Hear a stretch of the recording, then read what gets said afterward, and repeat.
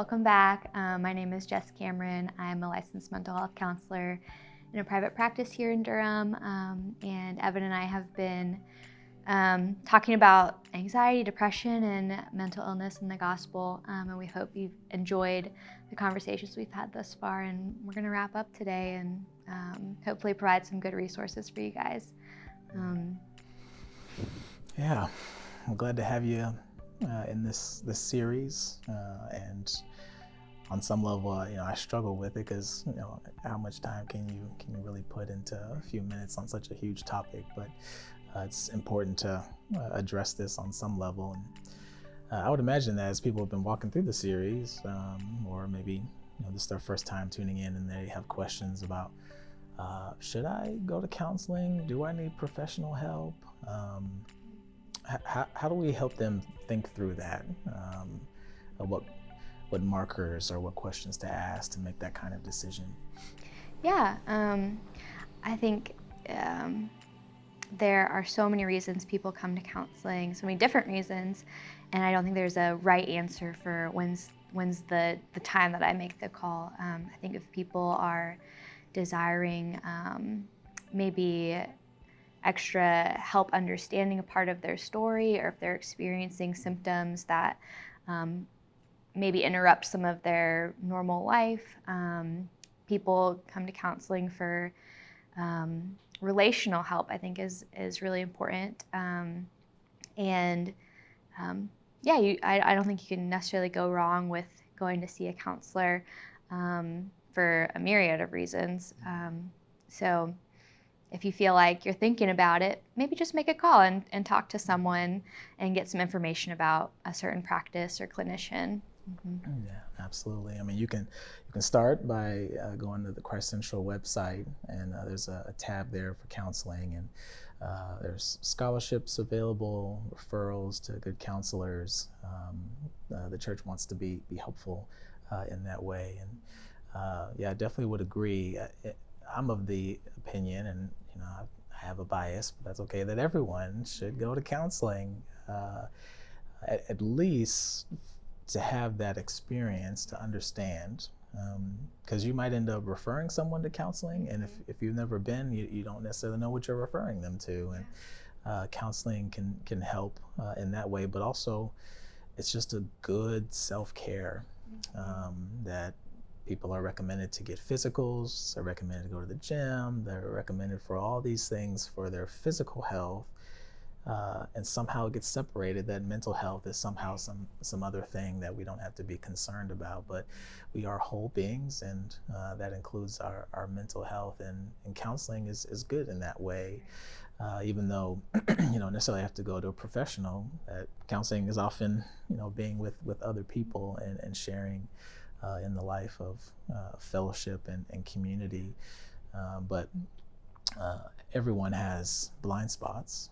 Everyone needs space to process, and counseling can provide that.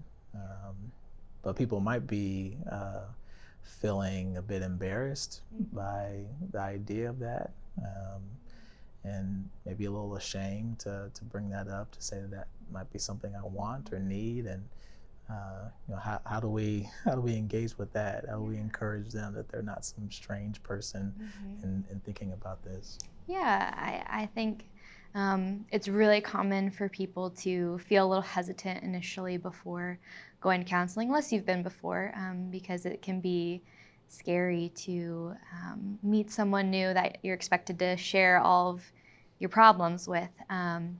But I'd encourage people, like, even though it's scary, even though it feels maybe embarrassing, likely your experience as you meet with a clinician is going to be one of overwhelming positivity, of feeling like you have a space to share your story and your experience, and to have someone who's not going to judge you, or who's not going to have the weight of maybe relational tension, who's going to be really unbiased in the time that you guys spend together. And so just trying maybe taking that step to meet with someone, to talk with someone, I think can make you feel a lot more encouraged about the process. And a huge part of success in counseling is a therapeutic relationship, they call it, which is the relationship between the counselor and the client. And so we're trained to care for people well, to make them feel like they have a space that is theirs to say and experience whatever is going on, non-judgmentally, safely, with challenging moments, with encouraging moments, with sharing sorrow and different things like that. And so I just encourage you to take the risk and make a call, or now you can do it online mostly, and just see what maybe one time could look like with a counselor. Yeah, absolutely. Now, is this whole notion of mental health and the gospel and taking your mental health seriously, I can imagine some people are saying that, okay, there's licensed therapists talking about this. This is a professional issue. I can't engage with this. They can maybe separate it from the life of the church and feeling like that's something that's over here for the experts. But we don't think it's something separated out, that it should be part of the life of the church as well. Help us understand what does it mean for us to make mental health a topic that's not something that's kind of out here, but is actually integral to church life? Yeah, it makes me think of, as Christ continues to restore and redeem the world. Like, imagine a world where there are no counselors because communities, churches are so deeply caring for one another, like moving towards one another in vulnerability, in a movement and repentance and confession with one another, where relationship is thriving. Like, that would be the goal, right? So how do we move towards that as a church community, where we can encourage people to experience counseling now, but we can also grow as a body to be counselors for one another? And I think some of that does involve training, and how do we communicate with people in a way that provides them a safe place? How do we share vulnerably in relationship with one another? How do we push ourselves to lay our lives down when it's hard, and sacrifice maybe our comfort for the sake of the other? And so I think I think that is a part of God's plan, that would be the church's place. And so there's grist for the mill that it can happen at Christ Central. And some of it just involves taking first steps to understand more of how we can care for our brothers and sisters better in relationships with our families, with our city groups, with our staff, etc. So those are some first thoughts. Yeah, it sounds like it's taking the risk to be vulnerable with each other. Yeah. And that the community, like biblical community, presupposes that you're taking the risk to be known. Yes. And not just known in the sense of like having game nights or movie nights or just fellowship that is good, but is lacking in depth. Yeah.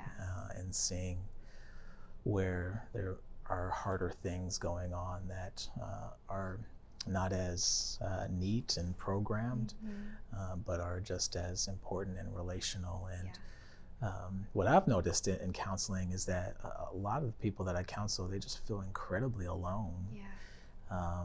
And they have a myriad of things that they're coming to counseling with. And I asked them, have you shared this with anyone? Yeah. And a lot of times they haven't shared any of these things, and many of them are Christians, and so that communicates something to me of a lack of safety, of felt safety, and feeling like I can't take that kind of risk for fear of losing something in terms of relationship or image or whatever and whatnot. And it sounds like it's important for us to push on that, to lean into that, to try to engage that and take that risk.